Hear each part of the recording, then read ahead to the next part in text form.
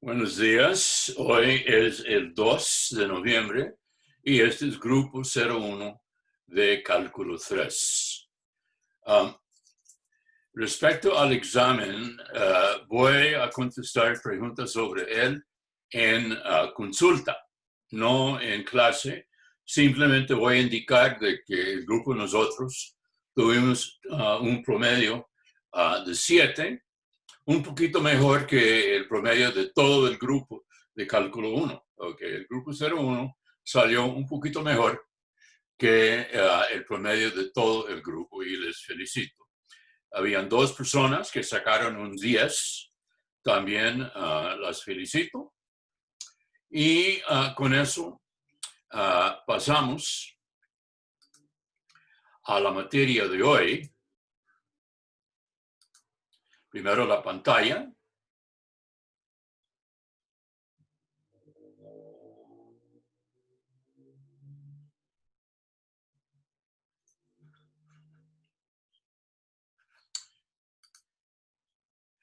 Ok. Ahora, en nuestra clase hemos estudiado 2 generalizaciones de la integral de cálculo 1. Una es la integral doble, la otra es la integral triple. Hoy vamos a ver otra generalización de la integral de cálculo 1, que se llama la integral de línea. Lo que hay de novedad aquí es que el dominio de integración no es como en cálculo 1, un segmento del eje de X, sino es una curva.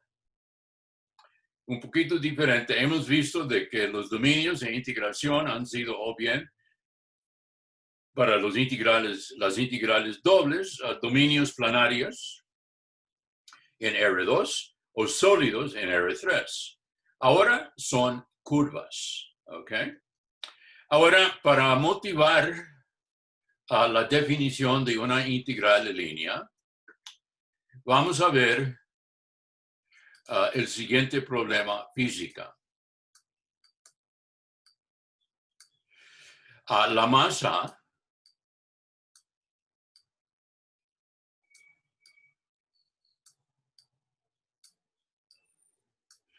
de un alambre.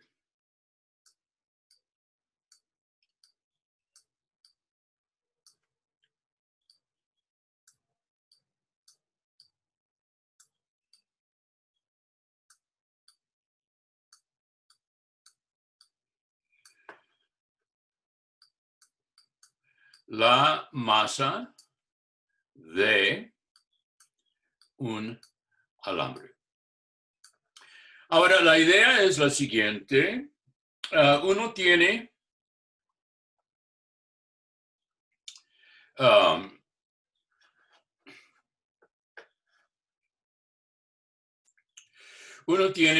un alambre cuya densidad es variable, de que la densidad puede variarse de punto a punto. Y la pregunta es, ¿cómo se calcule la masa de un alambre con densidad variable? Entonces, problema.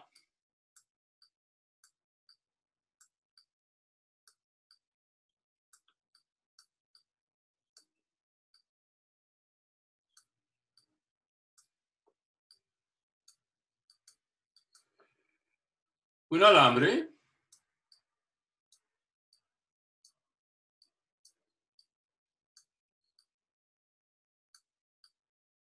tiene la forma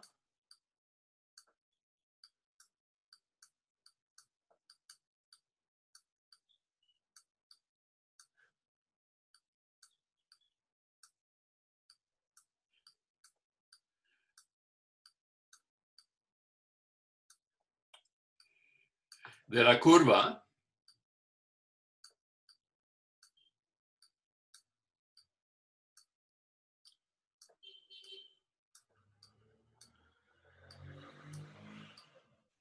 C de t, la curva parametrizada C de t, donde uno tiene T0 menor o igual que T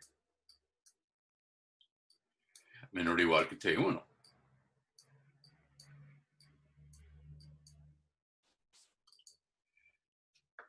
Su densidad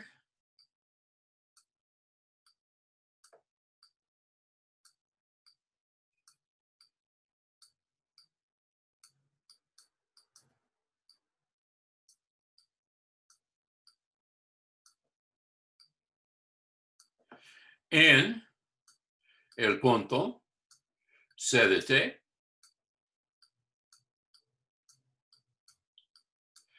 es F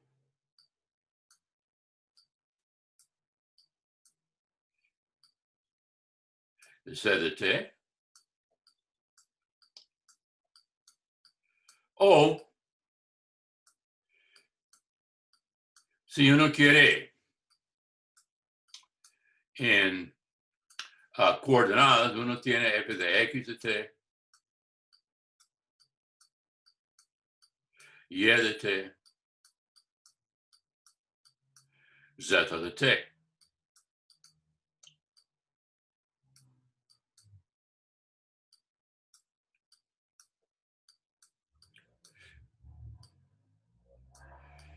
Entonces, la densidad F puede variarse de punto a punto. Y la pregunta es, o el problema es, hallar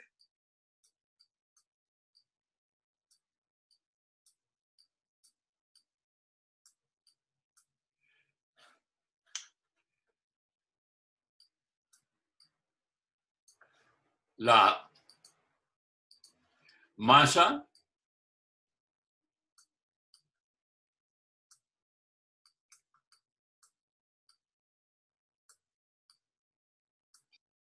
total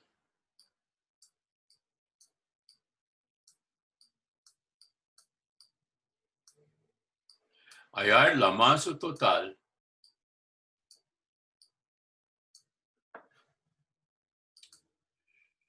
del alambre.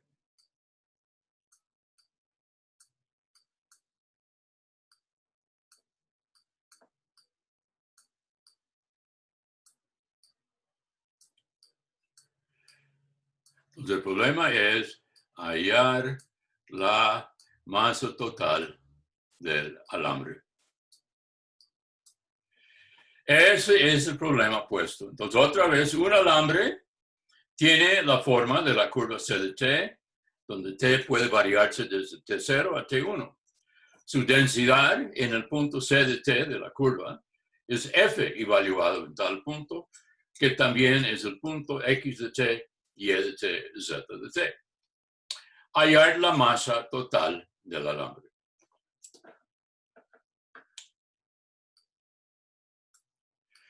Solución.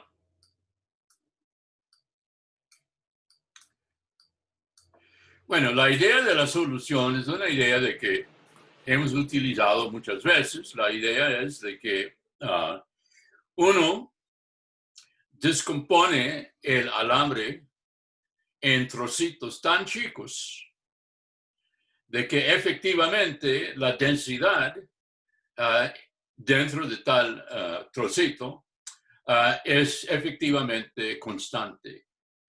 Entonces uno tiene de que masa, si la densidad es constante, masa, la fórmula que se usa es densidad. No se olvide, densidad es masa por unidad de longitud. Densidad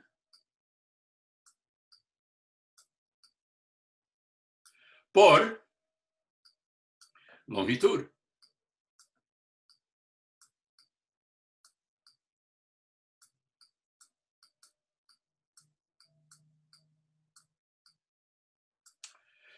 Eso es la fórmula básica que uno usa. siendo supuesto que la densidad es constante, ¿ok? Entonces, si la densidad por una cierta longitud sea constante, la masa de la pieza o del trocito es el producto de la densidad por la longitud, ¿ok? Ahora, lo que uno hace es descomponer la curva en pedazos de longitud ds, infinitesimal, ds.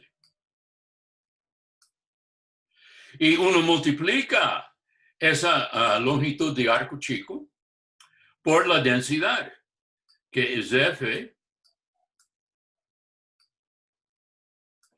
de c de t, por cada pedacito. Y eso es la masa del elemento chico.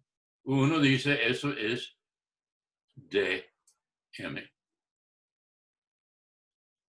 Entonces, la densidad de un elemento de longitud ds, perdón, la masa de un elemento de longitud ds es densidad por tal longitud de arco. Y eso es la fórmula infinitesimal que uno usa. Entonces uno forma una suma de estas cosas, y esa es una suma de Riemann, y uno obtiene la siguiente definición.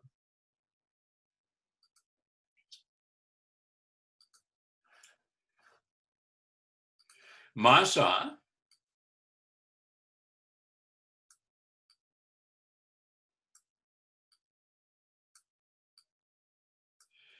por definición es la integral a lo largo de C de F, bueno, primero, déjame decirlo así.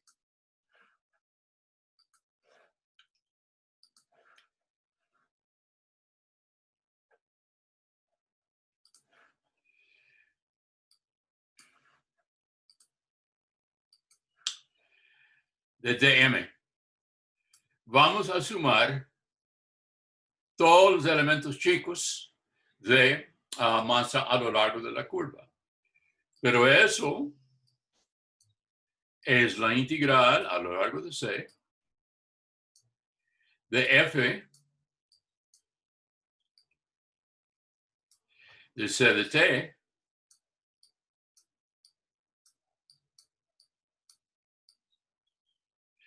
a ds. Y finalmente, para pasar a coordenadas particulares, esto es la integral desde t0 hasta t1 de f de c de t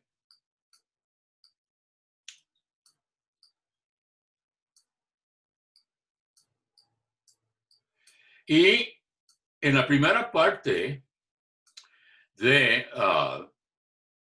el curso vimos que el elemento de longitud de arco es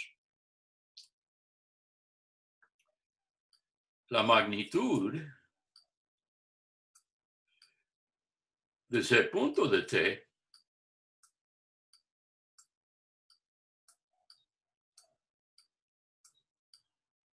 dt.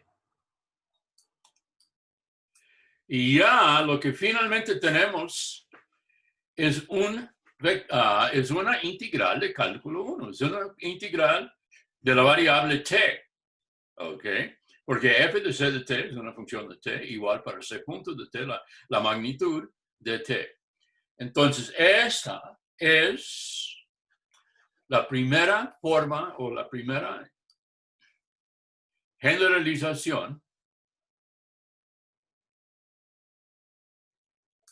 del concepto de integral de cálculo 1. A saber, todavía tenemos una integral de cálculo 1, pero a lo largo de la curva C, y se llama, ese tipo de integral se llama integral de línea con respecto a longitud de arco. Y es claro la razón, porque el elemento infinitesimal de integración de S, es longitud de arco. Y uno sabe de que longitud de arco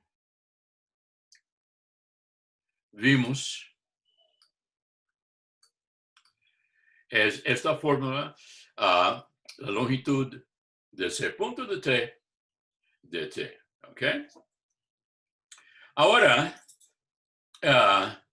veamos cómo esto funciona.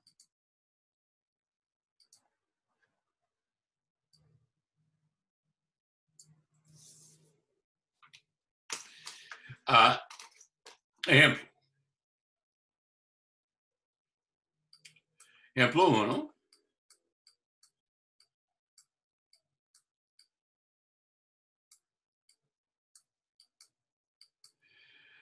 Sea la densidad F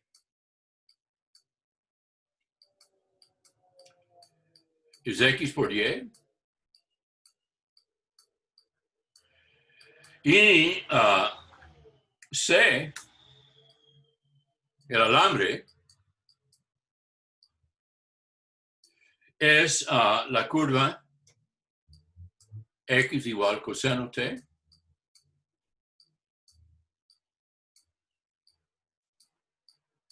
Y igual seno T.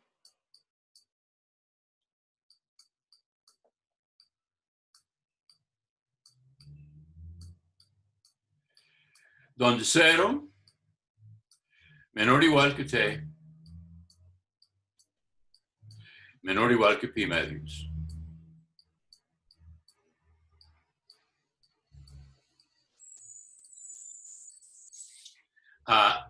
Hallar la masa.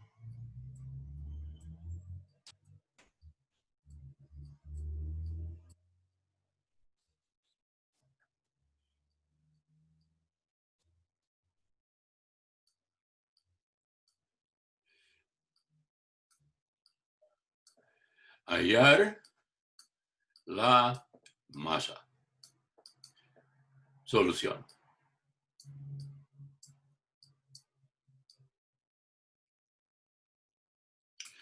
Bueno, aquí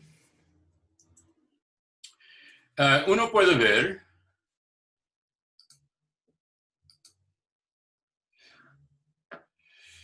de que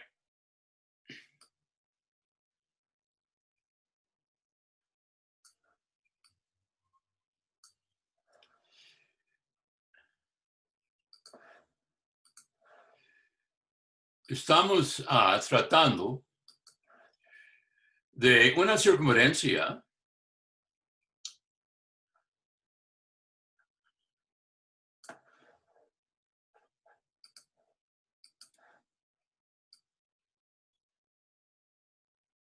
o por lo menos una parte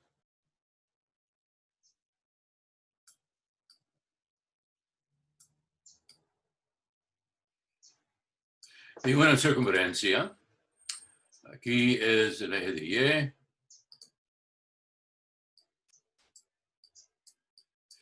Y aquí es el eje de X. Y uno puede ver de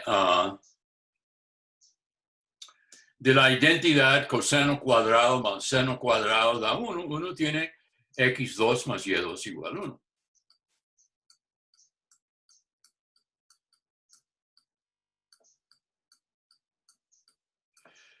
Entonces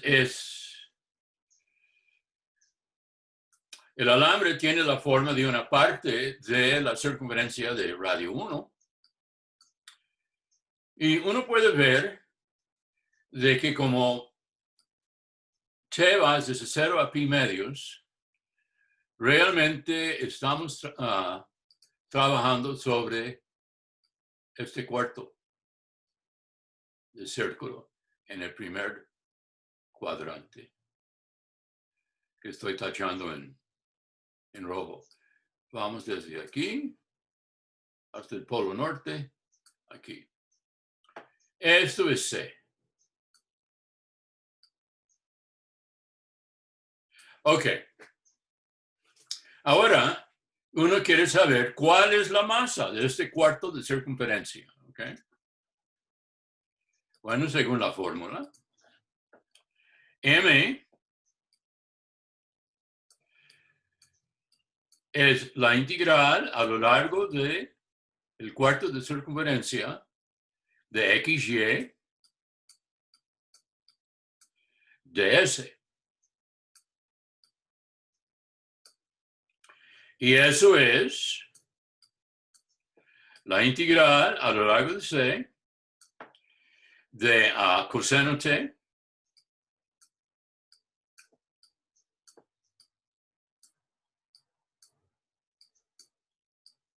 seno T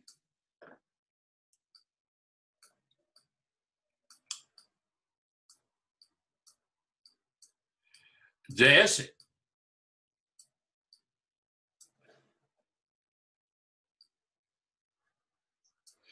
Pero aquí C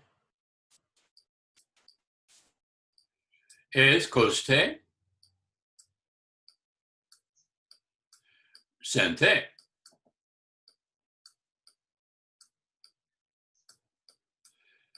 Por tanto, C punto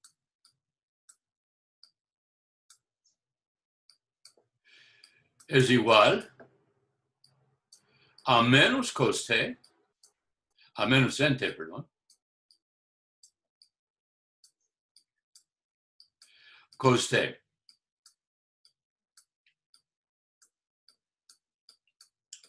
Y eso dice que la magnitud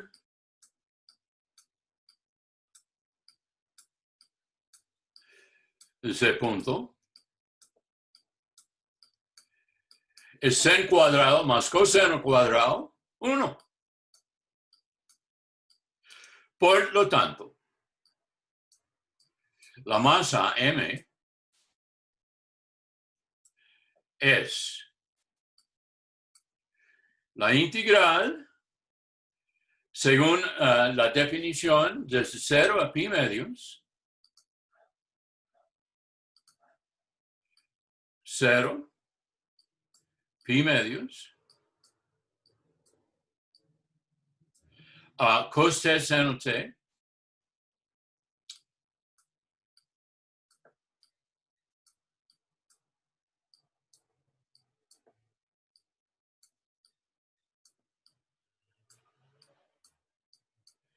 dt, por 1 dt.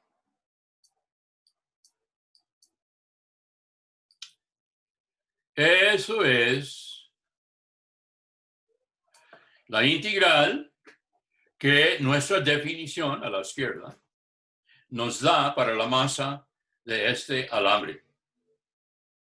Ahora, antes de proceder, hay dudas cómo es que confeccioné la integral para la masa de este cuarto de círculo. Profe, yo no termino de entender en la segunda línea de la tercera pizarra por qué ese punto pasa a ser menos sen T y pues cos T. ¿Cuál es la derivada de coseno?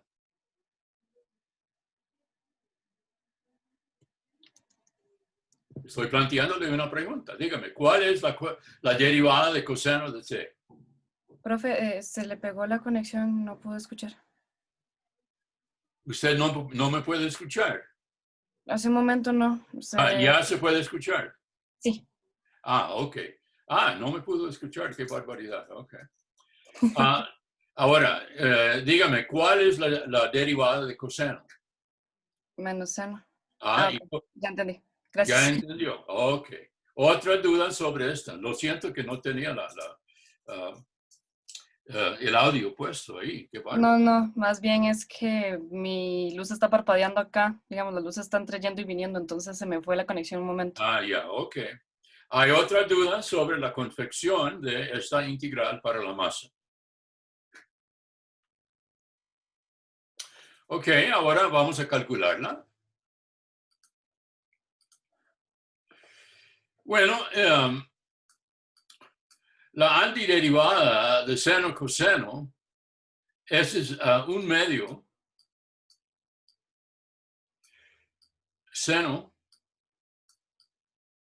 cuadrado de t. Desde t igual 0, t igual pi medios,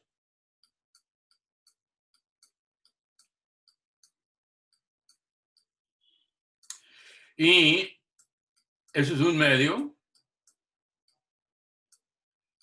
de 1 al cuadrado, porque el seno de pi medios es 1, menos 0 al cuadrado, o la respuesta final, si uno, por ejemplo, está midiendo masa en gramos, es 1/2 gramo.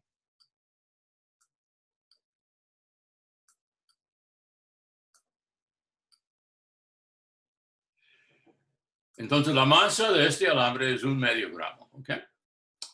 Claro, lo importante aquí era cómo se confecciona la integral para la masa. El resto es calcularía. Y uno calcule la masa según la fórmula en la caja roja a la izquierda abajo. ¿Okay? Y en este caso fue una integral de dos variables, de dos dimensiones. ¿Okay? Bueno, veamos un ejemplo en 3 dimensiones.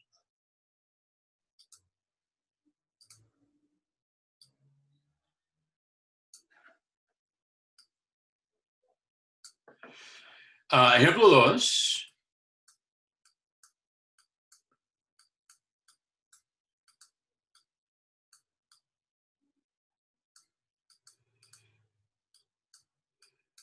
F es K por Z, K positivo.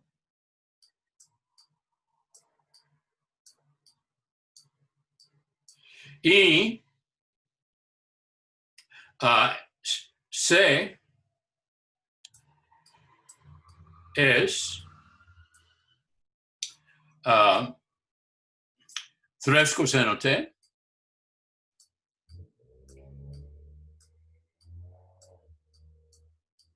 tres seno T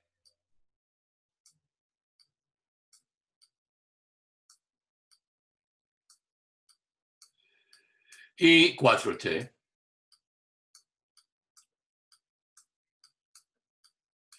Con 0 menor o igual que T, menor o igual que pi.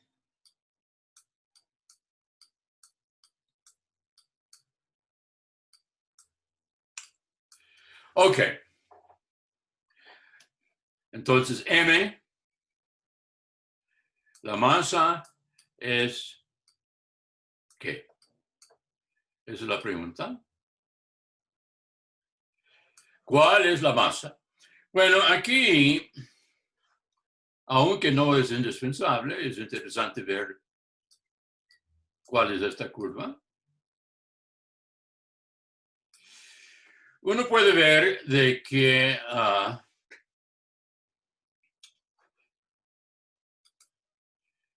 en esta curva uno tiene el primer componente es X, segundo componente es y tercer componente es Z. Y uno puede ver que uno tiene X2 más Y2 es como coseno cuadrado más seno cuadrado a 1, es 3 al cuadrado, o 9. 3 al cuadrado. Este dice de que la curva C se encuentra sobre el cilindro circular x cuadrado más y cuadrado igual 9 de radio 3, cuyo eje de simetría es el eje de z. Entonces uno tiene la siguiente situación.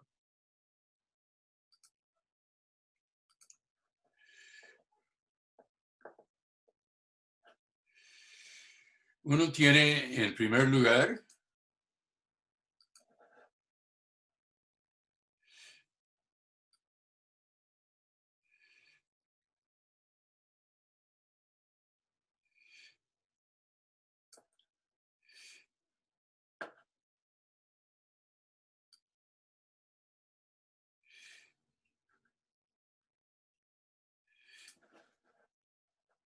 y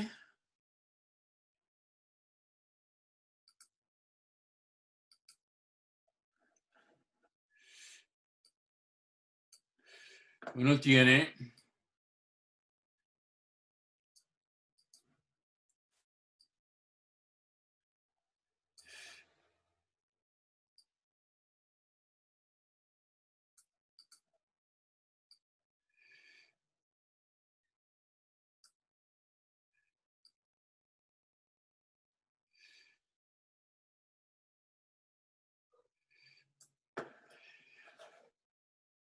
ahora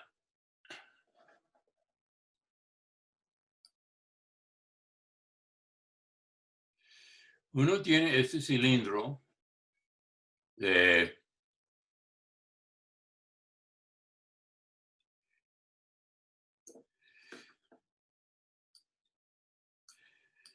radio 3.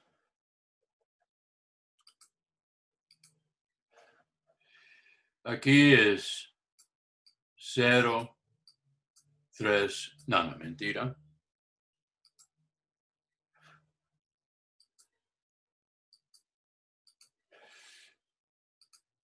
Aquí uno tiene 3, 0, 0. Aquí uno tiene 0, 3, 0. Este punto acá y este punto acá. Y ahora, claro, ese es el eje de X y ese es el eje de Y Z.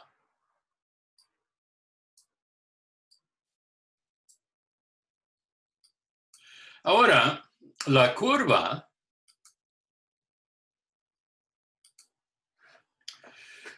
C se encuentra sobre la superficie de este cilindro circular y más bien es lo que se llama una hélice circular. ¿Ok? Y ella tiene la siguiente forma.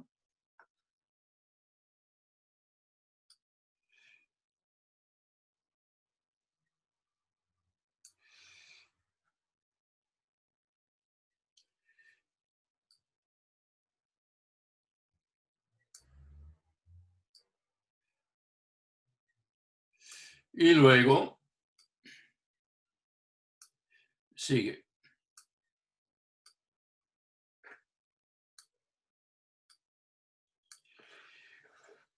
Bueno, es una hélice muy fea.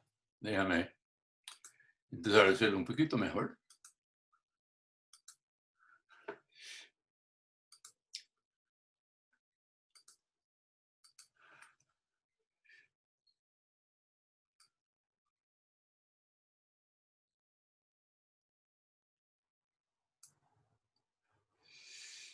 Y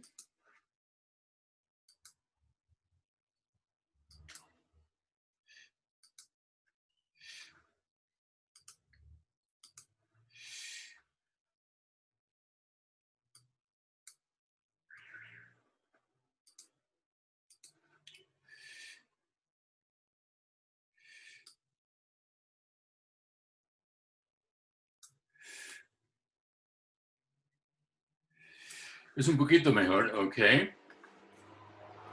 Ahora, en este caso particular, Uno va a prolongar el eje de X al otro lado.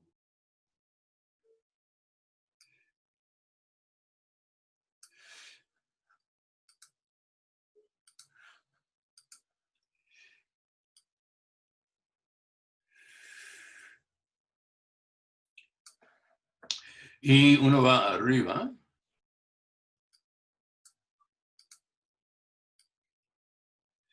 Así, y luego uno sigue así. Ok.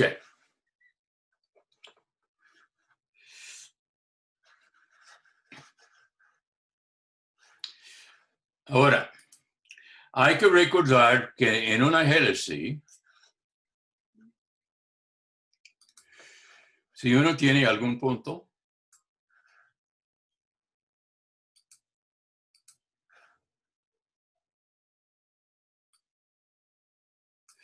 C de T,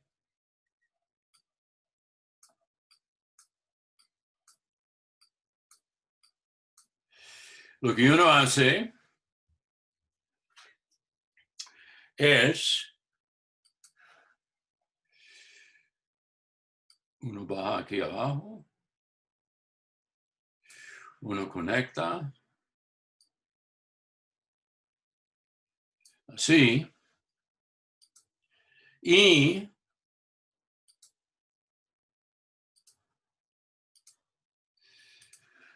este ángulo aquí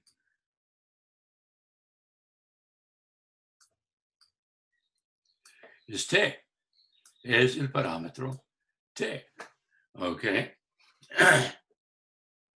Y entonces esto es, si T va desde 0 a 2pi, perdón, a pi, uno tiene que ir desde el punto 300 hasta el punto menos 3,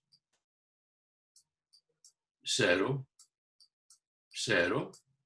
Y su imagen es este punto aquí, es menos 3, 0.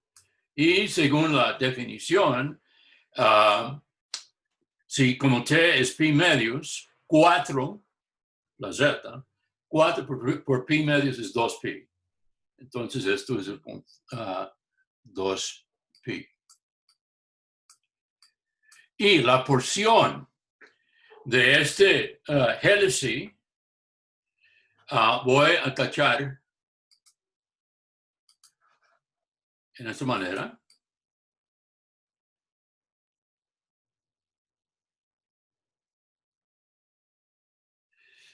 Estoy tachando en azul.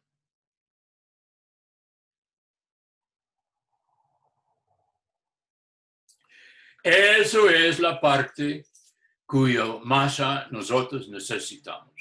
¿Okay? La parte desde T igual 0 hasta T igual pi. Y es esa porción de esa hélice de que hay que calcular. Ahora, para calcularlo voy a quitar el primer cálculo. Entonces aquí uno tiene este.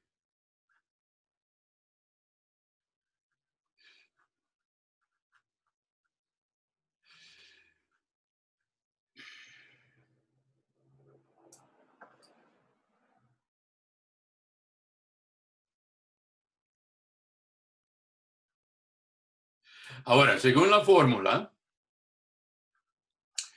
M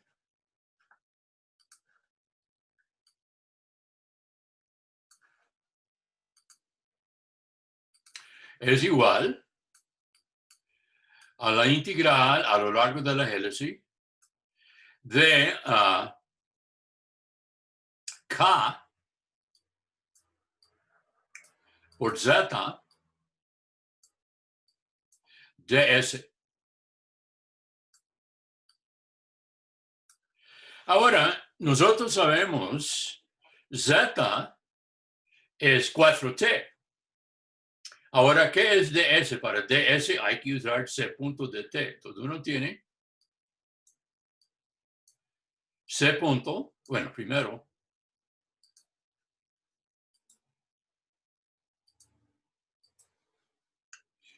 a C punto es igual a menos, no, vamos a ver, a menos 3 coseno, menos 3 seno, perdón.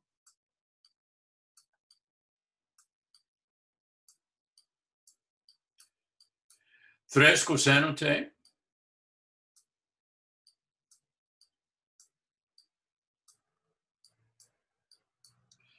y 4.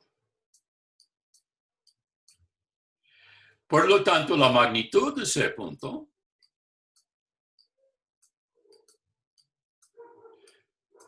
es la raíz cuadrada. Bueno, uno sabe que seno cuadrado más coseno cuadrado da 1. Entonces uno tiene 3 cuadrado, que es 9, más 16,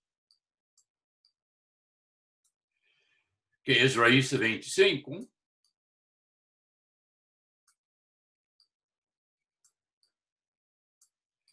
O simplemente la constante 5.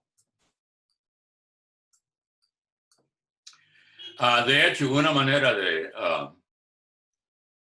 caracterizar geométricamente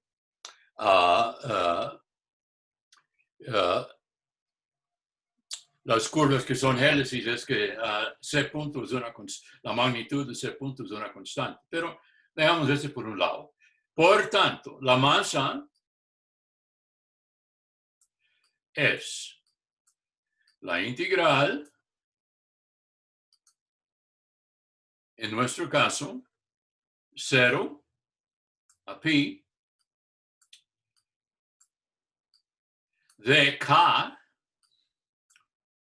por Z, y Z, según la forma, es 4T,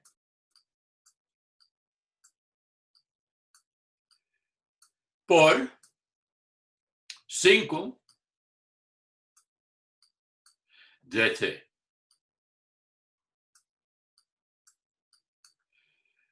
Eso es la masa total de esta sección de la hélice circular.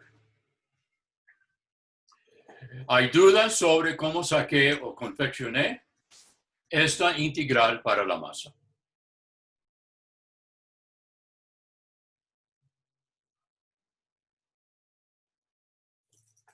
Ok, entonces seguimos.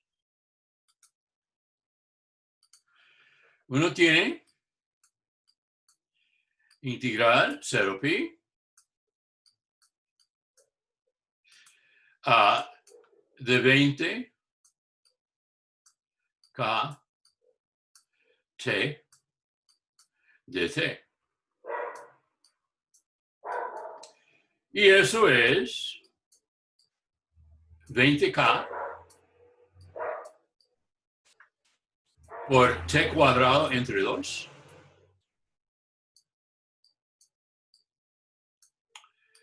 Desde t igual 0 hasta t igual pi. Y esto es, como el 2 cancela 20, uno tiene 10 por k por pi al cuadrado. Gramos.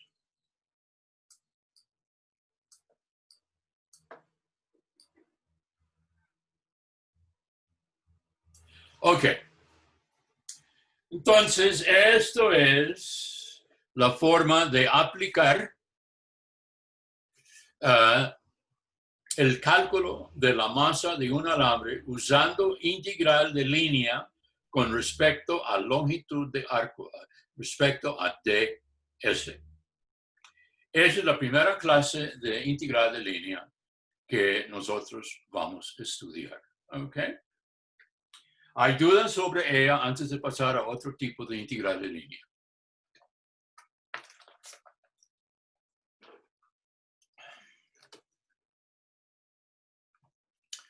Bueno, pues voy a borrar esto.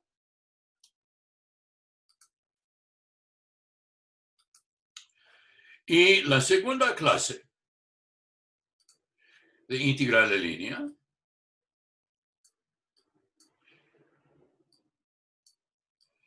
comenzamos con el problema de trabajo.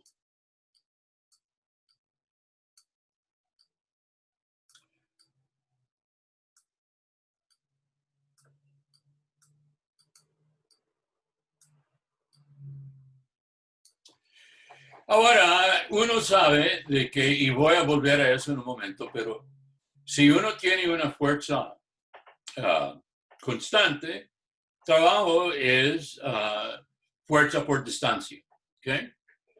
Pero antes de hablar de eso, hay que hacer un concepto preliminario. Campo vectorial.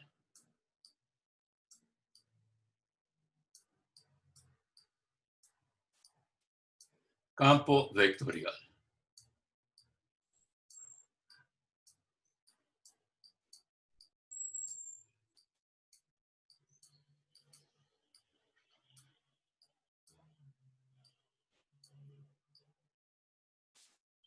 Ahora,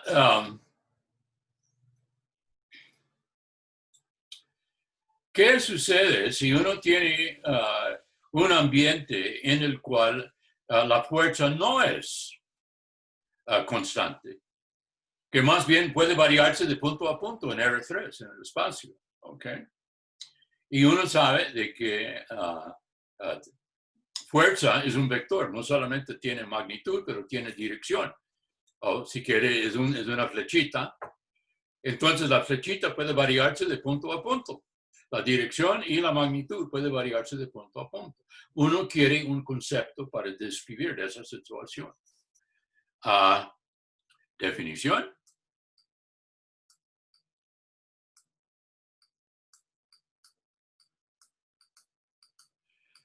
Un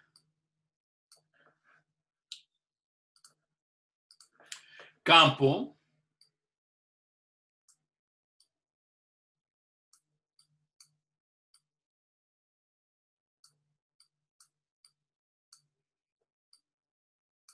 vectorial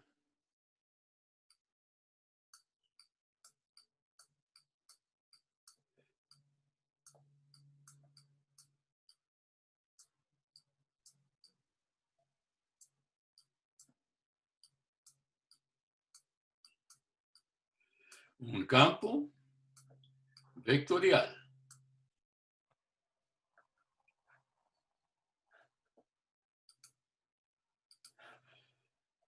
es una función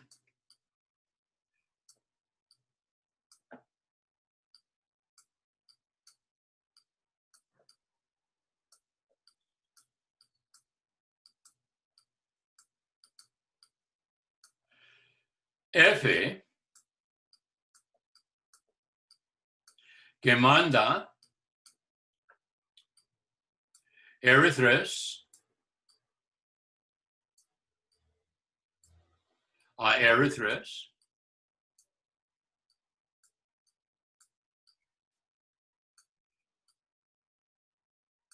por mandar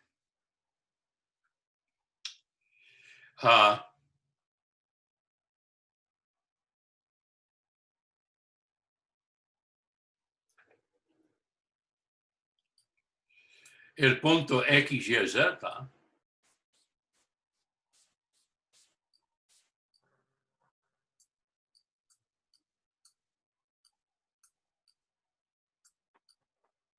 a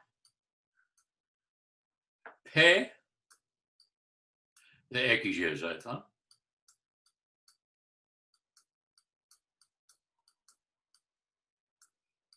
Q de X, Q de X, Y, Z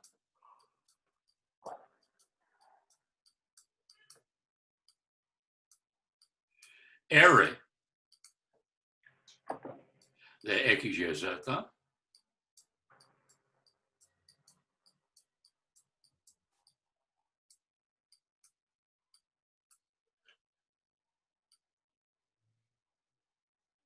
O sea, asignado a cada punto X, Y, Z de R3,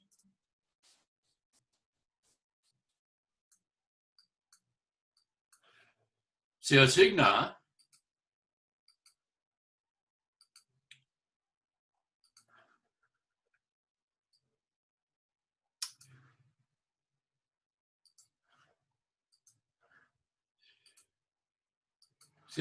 algún vector.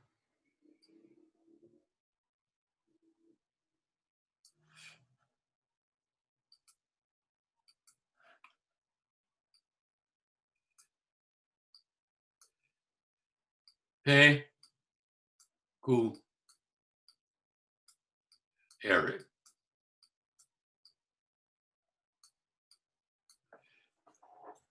Ahora, ese PQR puede ser una fuerza, puede ser una velocidad, ¿ok?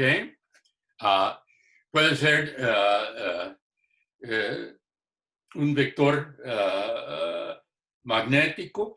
Hay un montón de interpretaciones posibles, ¿ok? Pero la función que asigna a todos los X, Y, Z su correspondiente flechita, como usted ve, cuyas componentes son P, Q y R, tal función se llama campo vectorial. ¿Okay?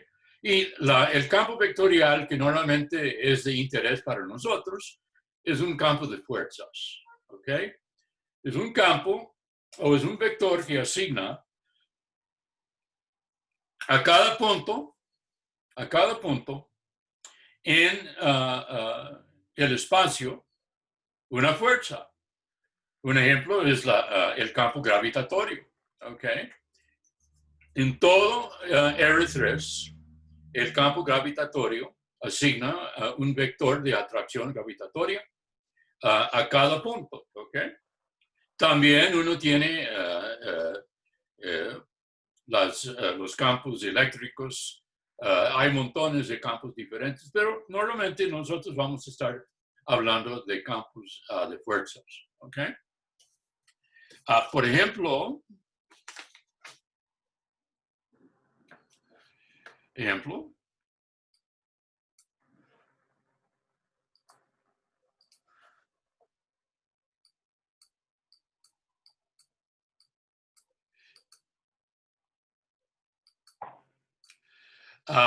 gravitatorio.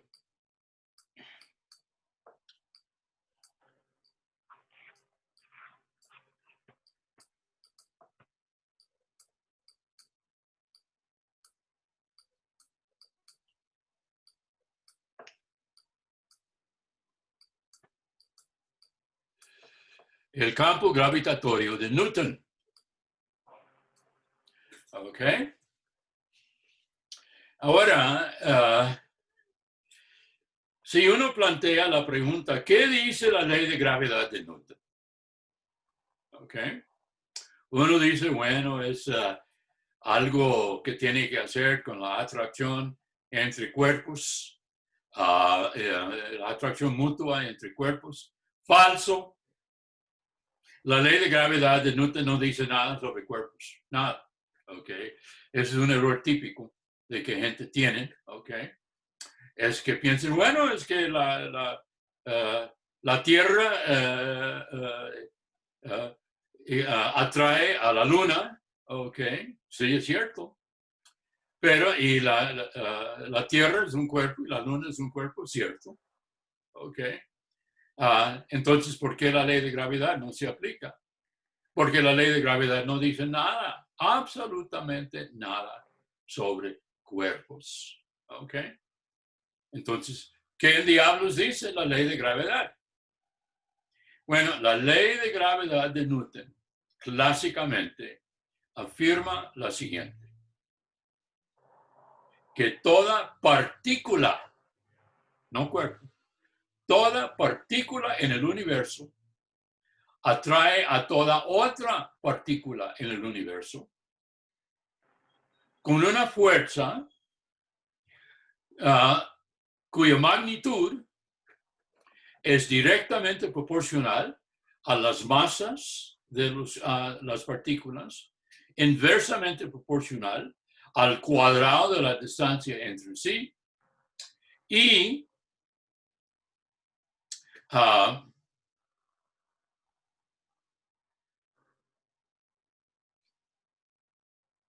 eso es, repito, cada partícula del universo, partícula, y una partícula es un punto al cual uno asigna masa, no un cuerpo. Un cuerpo es una acumulación de partículas, pero no es una sola.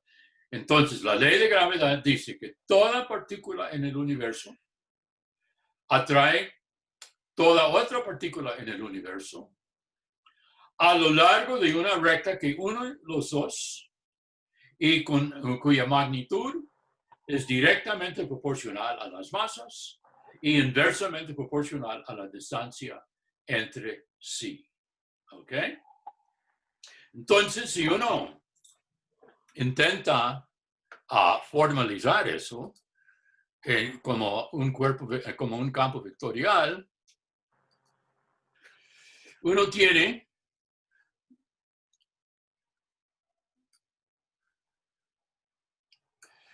la siguiente situación. Yo puedo oír a alguien. Por favor, apaga su audio. Ok, yo no sé quién es, pero alguien está respirando y todo y sale para todos nosotros. Por favor, apágalo, por favor.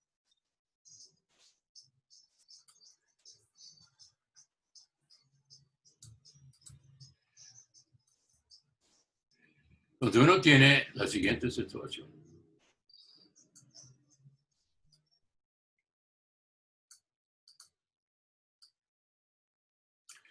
Supongamos que uno tiene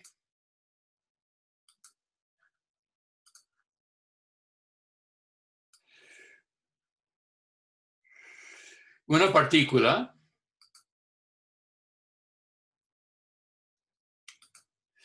a distancia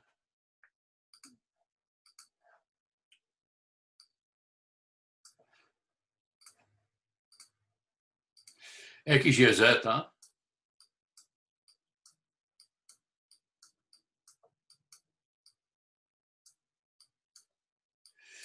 a distancia R del origen. Ese no es la R de polares, ¿ok? Entonces, y uno sabe de que las dos partículas, uno está en el origen y otro está en el punto X, Y, Z.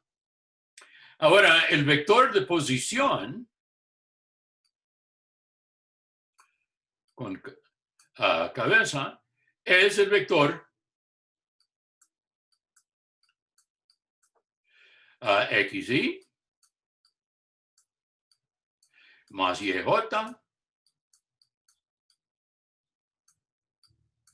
más ZK, ya.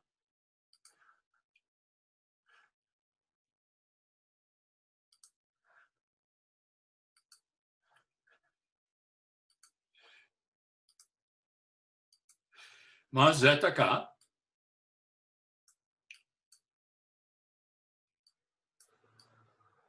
o como siempre he escrito simplemente X, Y, Z.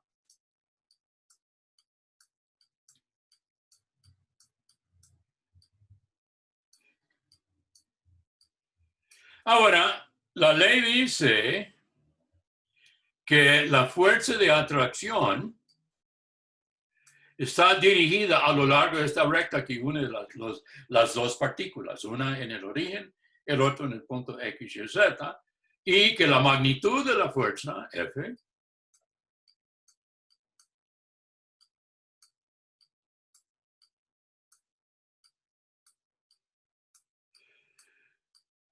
es proporcional a las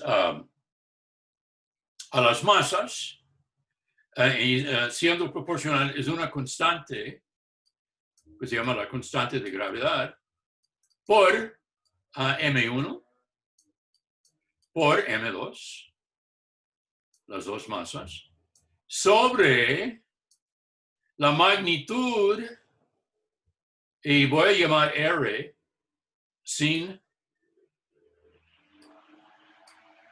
la notación del vector, la magnitud del vector. Así. Sobre R al cuadrado. Eso es lo que dice. Pero ahora, ¿cómo vamos a asignar o definir el vector? Bueno, uno sabe de que las tres componentes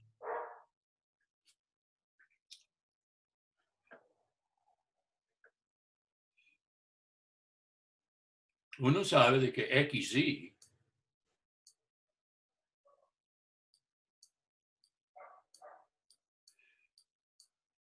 es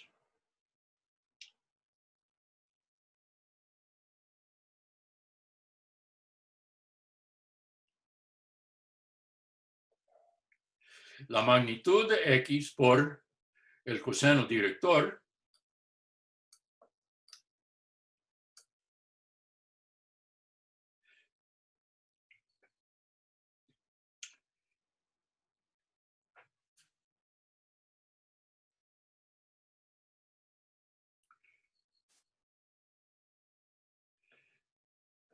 Déjame cambiar eso un poquito, por favor.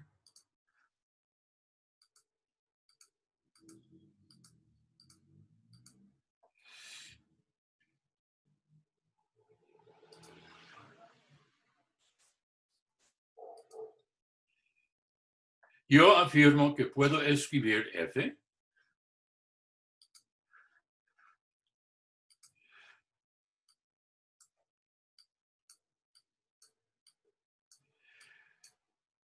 es igual a K por M1, M2, por 1 entre R al cuadrado por X entre R, coma, 1 entre R al cuadrado por Y entre R. 1 entre R al cuadrado por AZ entre R. ¿Por qué? Porque la componente en la dirección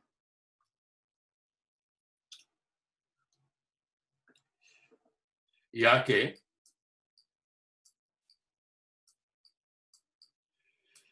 por ejemplo, componente R, componente X,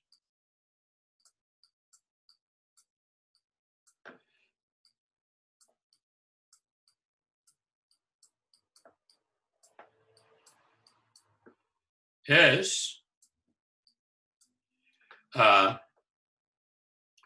K M1, M2 sobre R cuadrado, que es la magnitud, por el coseno director en la dirección X, que es X sobre R, etc.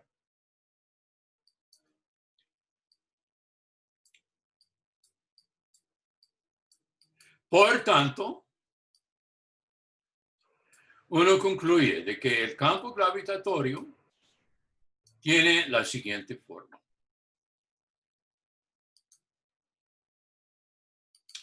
F es igual a K M1 M2 por XYZ, y XYZ es R. Por R sobre R al cubo.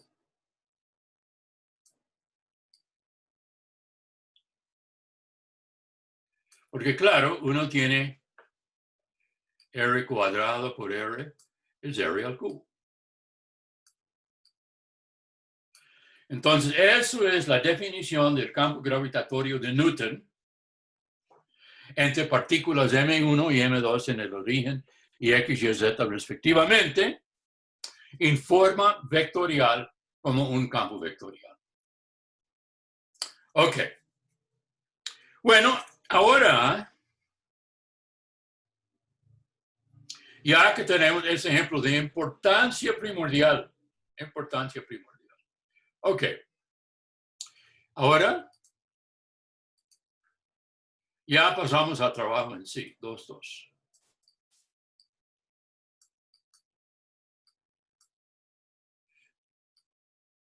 Trabajo.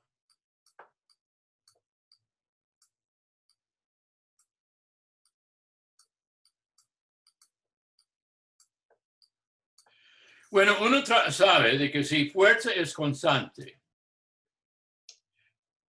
esa es constante en magnitud y dirección,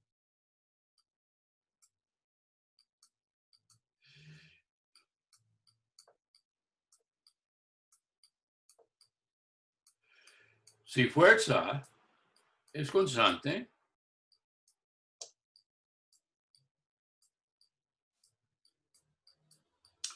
eso dice que el trabajo W, porque la palabra en inglés para trabajo es work, que comienza con W, es fuerza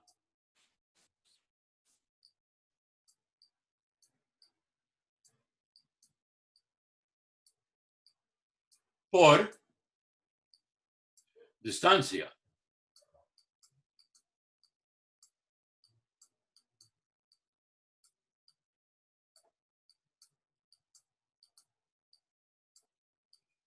Eso es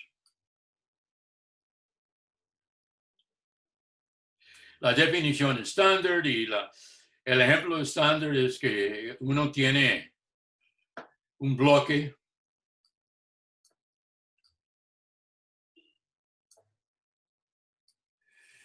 y uno lo corre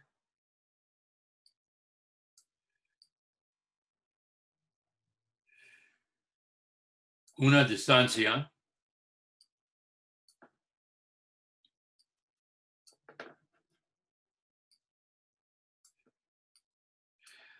D,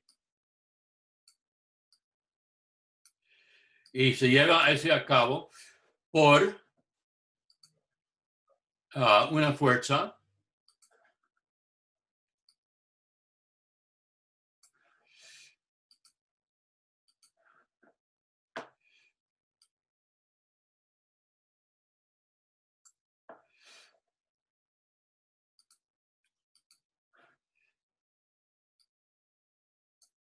F, y entonces W es F. Una fuerza constante es F por D.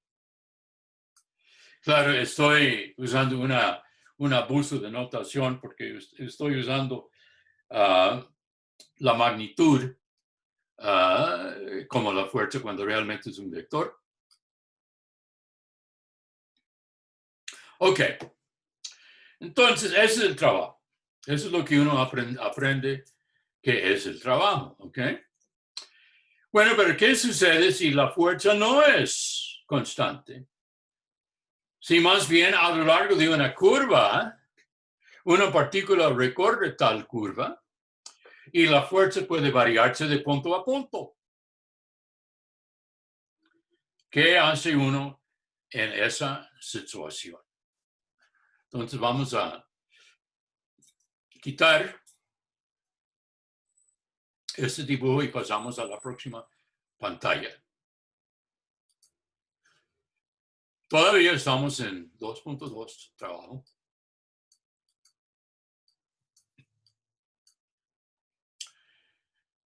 Entonces supongamos que uno tiene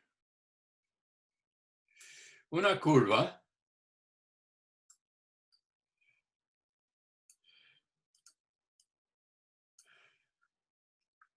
y una partícula recorre esta curva. La flecha indique el sentido del recorrimiento.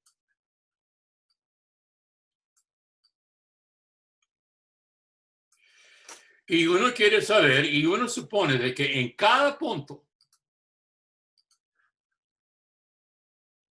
de esa curva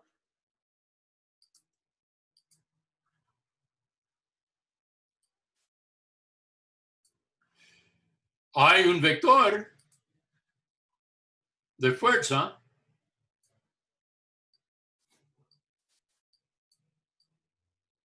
actuándose.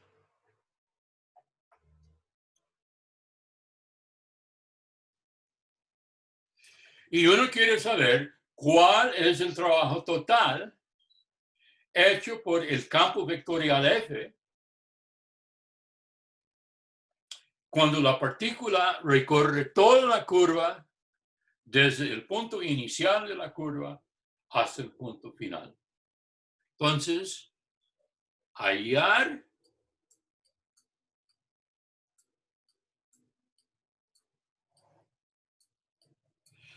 trabajo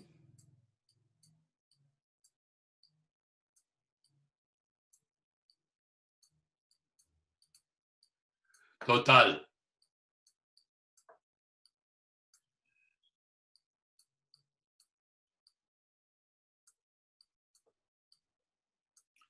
Hallar el trabajo total cuando uno tiene una fuerza variable. ¿Ok? Bueno, la idea es lo siguiente.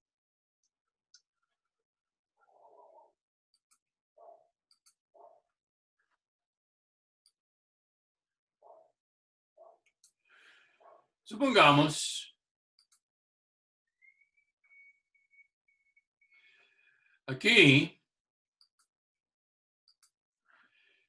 uno tiene un arco de curva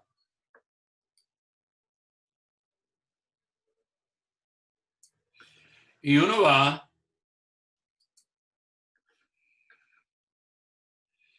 desde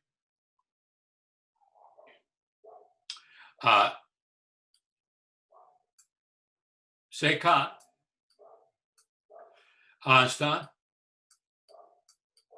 CK más 1, donde uno va descomponiendo en trocitos. Aquí está C1, C2,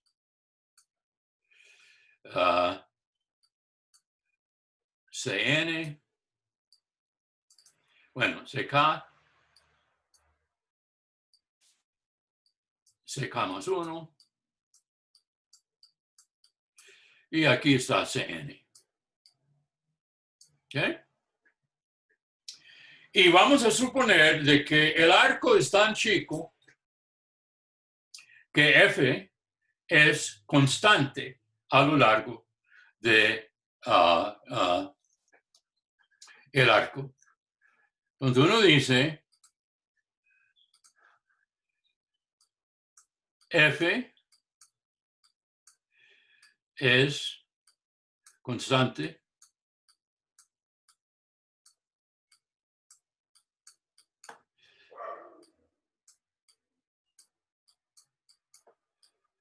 en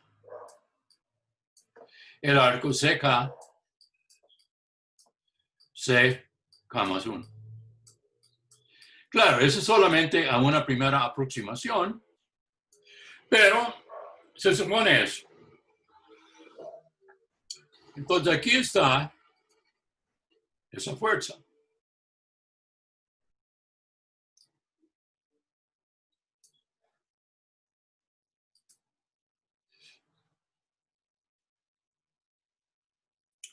Ahora, esa fuerza tiene dos componentes. Tiene un componente tangencial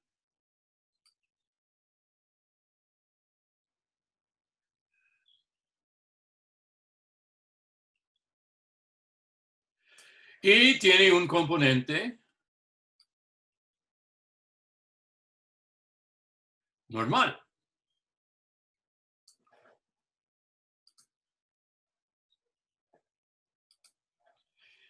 Aquí componente tangencial, componente normal.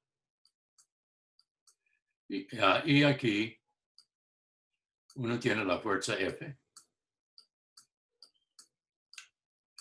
Y uno tiene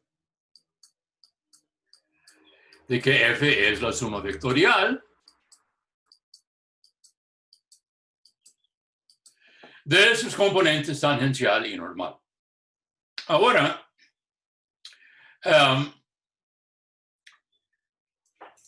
si uno examina, uno dice cuál componente de la fuerza está haciendo el trabajo. Bueno, aquí es el componente, voy a decir F normal y F tangencial. ¿Okay? Bueno, la componente normal no hace nada, no causa la partícula a moverse a lo largo de la curva. ¿Ok? El único componente que hace eso es el componente tangencial, Ft.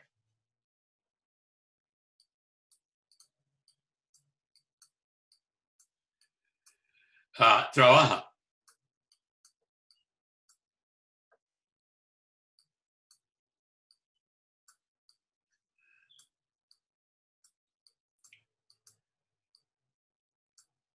Y si la longitud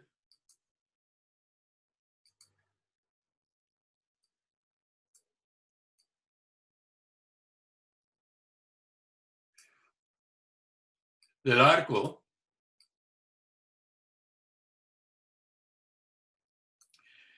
sea dsk,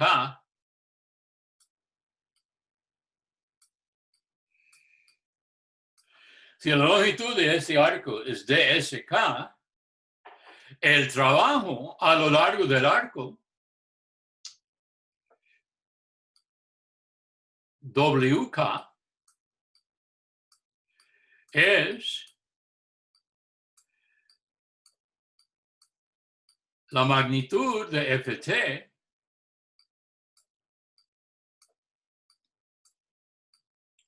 por dsk.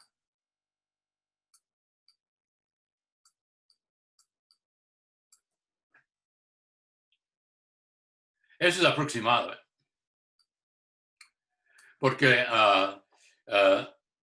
la fuerza F realmente no es constante, pero la primera aproximación sí. Entonces, el trabajo a lo largo de ese arco es aproximadamente la magnitud constante por dsk. ¿Y cuál es la magnitud? La magnitud de la componente tangencial. Bueno, ese descubrimos antes. Es F punto T. Recuerden, la tangente unitaria por dsk.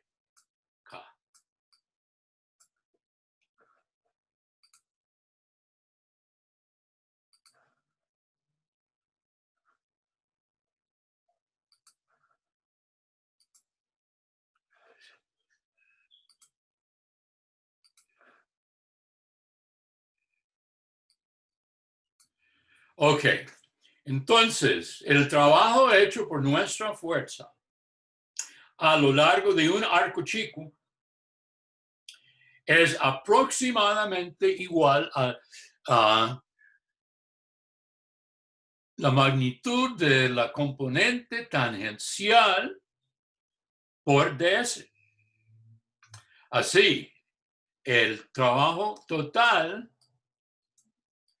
se define como la suma de todos, la suma de Riemann, o W es igual a la integral a lo largo de C de F punto T ds.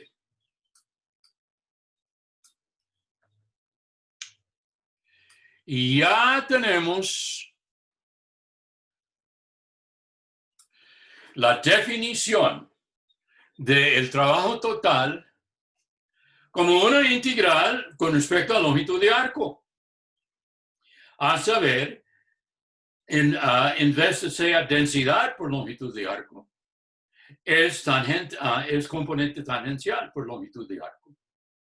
Ahora, nosotros podemos transformar este integral en una forma mucho más fácil. Nosotros sabemos, por unos cálculos formales, uno tiene esto es la integral a lo largo de C de F punto T.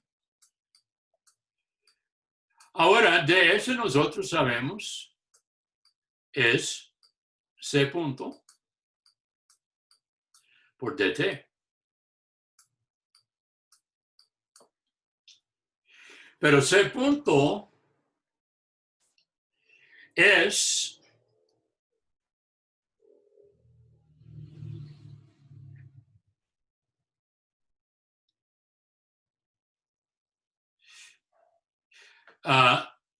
aparece en otro lugar. ¿Qué es T? Esa es la integral a lo largo de C de F punto. ¿Cuál es el vector tangente unitario? Es C punto sobre la longitud de C punto. Y aquí otra vez tenemos la longitud de C punto dt. Bueno, las dos magnitudes se cancelan. Uno tiene esto, va con esto. Y uno obtiene la integral a lo largo de C de F punto C punto de T, pero C punto de T es simplemente d C. Entonces tenemos nuestra otra forma de la definición de trabajo, que es mucho más útil. W es la integral a lo largo de C de F punto dc.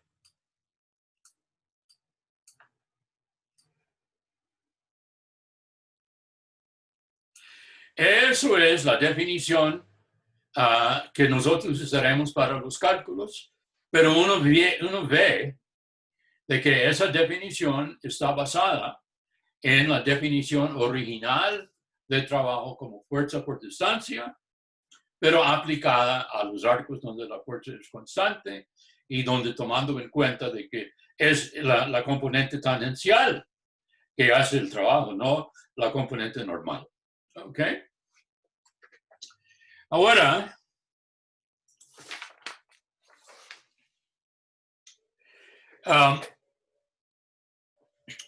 voy a pararme aquí. Ya son las 8:25 y no quiero hacer una cosa larga y complicada. Repito, dos cosas. Cualquier duda sobre el examen, las atiendo durante consulta a partir aproximadamente de las 9. Otra vez, nuestro grupo salió muy bien. Les felicito. También las dos personas que sacaron un 10, ¿ok? Les felicito. Y simplemente pregunto si hay dudas sobre la definición de trabajo como una integral de línea.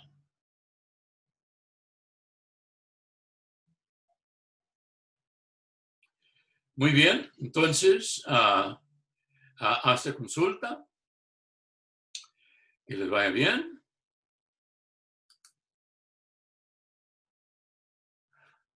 Y hasta luego todo el mundo.